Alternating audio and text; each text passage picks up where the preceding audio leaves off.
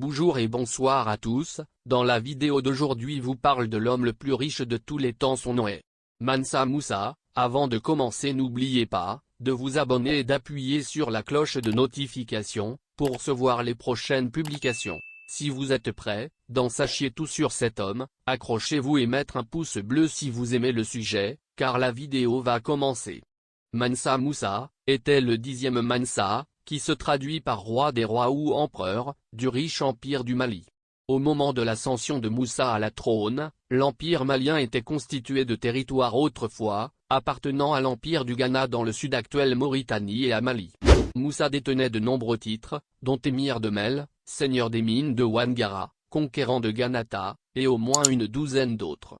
Il est largement considéré comme l'être humain le plus riche de toute l'histoire. Le père de Musa, Fagaley, n'a aucune signification dans l'histoire du Mali.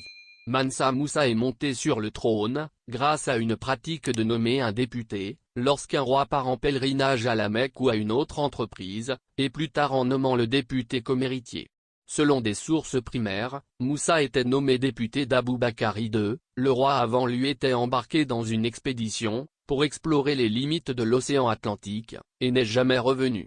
L'érudite arabo-égyptienne Al-Umari a cité le nom de Mansa Musa comme suit. L'empire a été fondé par Soundiata Keïta et est devenu célèbre pour la richesse de ses dirigeants, en particulier Mansa Musa.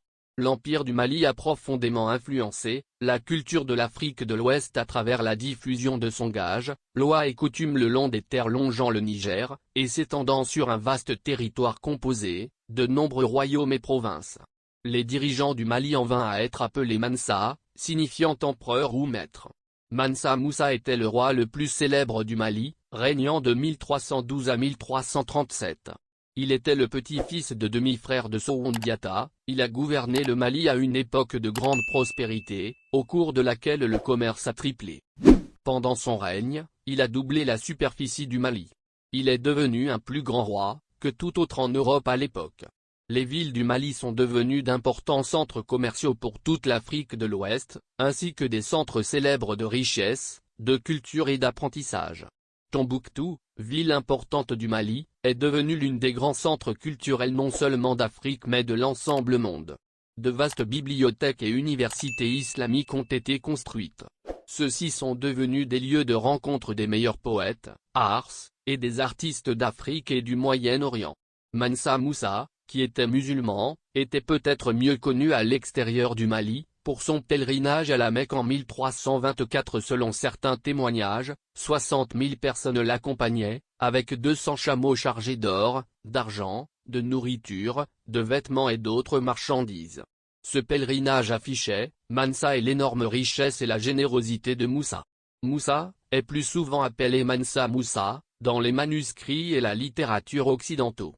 Musa était un fervent musulman et son pèlerinage à la Mecque, un commandement ordonné par Allah, selon les enseignements de base de l'islam, l'a rendu célèbre dans toute l'Afrique du Nord et le Moyen-Orient.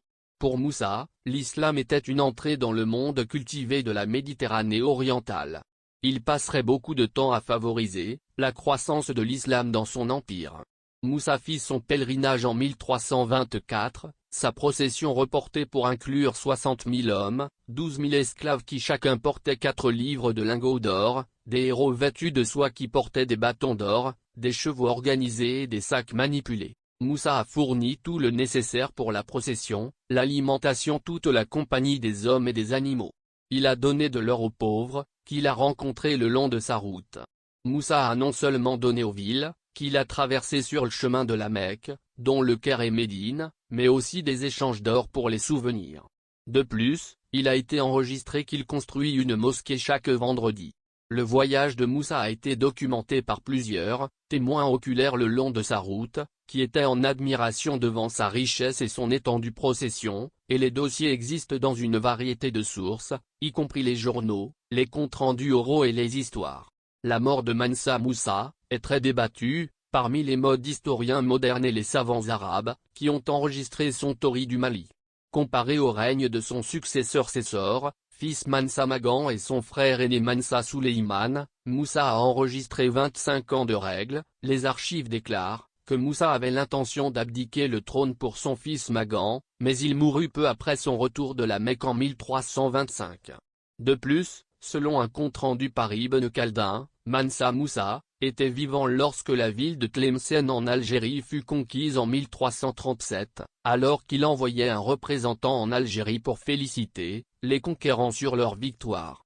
On est à la fin de la vidéo, n'oubliez pas de vous abonner, si n'est pas encore fait, atomisez le bouton j'aime, et partagez la vidéo pour nous soutenir. À dimanche prochain.